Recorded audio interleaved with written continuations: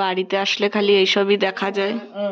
কত গল্প করে ফেলছি আমি এনারা। সারাদিন এদের সাথে গল্প করি, কি করব, আমার সময় কাটে।